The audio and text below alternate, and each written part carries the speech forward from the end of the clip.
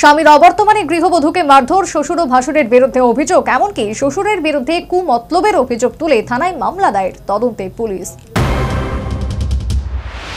স্বামী বিদেশে কর্তব্যরত। স্বামীর তথা শ্বশুর বাড়িতেই থাকেন এক সন্তানের জননী তার স্ত্রী, কিন্তু স্বামীর অবর্তমানে শ্বশুর জুলফু মিয়া এবং ভাসুর আব্দুল কাশেম ওই গৃহবধূর উপর টাকার জন্য মারধর, গালমন্দ এবং অকথ্য নির্যাতন চালায় বলে অভিযোগ। ঘটনা সোনামুড়ার পাহাড়পুর গ্রাম পঞ্চায়েতের বড় নারায়ণ গ্রামে। এমনকি গুণধর শ্বশুরের ওই পুত্রবধূর ক্ষেত্রে কুনজর কুমতলব রয়েছে বলেই অভিযোগ।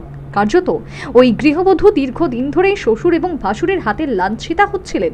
শ্বশুরের কুমতলবে ভাসুরের গালমন্দ নির্যাতনের কথা ওই গৃহবধূ তার বাপের বাড়িতে জানায় এবং বাবা মায়ের সহযোগিতায় শেষ পর্যন্ত যাত্রাপুর থানায় অভিযুক্ত শ্বশুর ও ভাসুরের বিরুদ্ধে মামলা দায়ের করেন। তার উপর করা নির্যাতন ও শ্বশুরের কুমতলবের কথা সরাসরি নিয়ে ভ্যানগার্ডের ক্যামেরার সামনে তুলে ধরলেন এই নির্যাতিতা গৃহবধূ। ঘটনা হয়েছে আজকে 2 বছর আমার স্বামী বিদেশে থাকে। আমারে তারা দিনের রাতে অত্যাচার করে যে তারা আমার স্বামীর কাছে টাকা পাইবো। আমার স্বামীর কাছে টাকা পাইলে তারা আমার স্বামীর কাছে আমার সাথে কি অত্যাচার করবো। আমার শ্বশুর আর আমার ভাসুর। শ্বশুরের নাম কি? শ্বশুরের নাম জলফু মিয়া। ভাসুরের নাম? ভাসুরের নাম আবুল কালাম। আমার খারাপ প্রস্তাব দেয় আমার শ্বশুরে, আমার ঘরে যেয়ে থাকতো কয়। হ্যাঁ রে সরকারি ঘর দিছে, হ্যাঁ সরকারি ঘরে থাকে না, আমার ঘরে থাকতে চায়।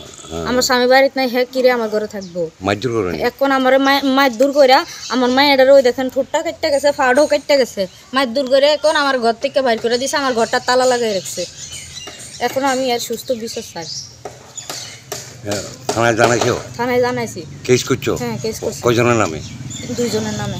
শ্বশুর আর ভাসুর। শুধু তাই নয়, মেয়ের শ্বশুরের কুমতলব জনিত কারণে তারা ধৈর্যহীন হয়ে পড়েছেন বলেই জানালেন অত্যাচারিতা ওই গৃহবধূর মা।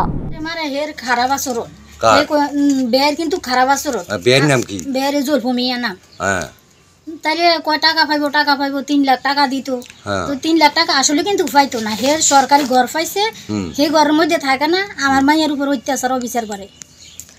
খারাপ উদ্দেশ্য নিয়ে থাকে? খারাপ উদ্দেশ্য নিয়ে থাকে। তো আপনি কেমনে জানেন? আমি জানি, আমি ধৈর্যের বাইরে হয়ে গেছি। ইজ্জত দিছি। আপনার মেয়ে কি কইছে?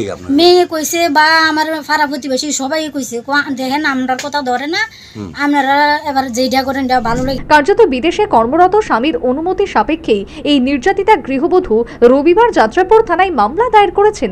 তবে মামলার পরিপ্রেক্ষিতে এই পর্যন্ত কোনো গ্রেপ্তারের খবর নেই। যাত্রাপুর থানার পুলিশ এই মামলার ব্যাপারে কি পদক্ষেপ গ্রহণ করে সেটাই এখন দেখার বিষয়। Bureau report, news vanguard.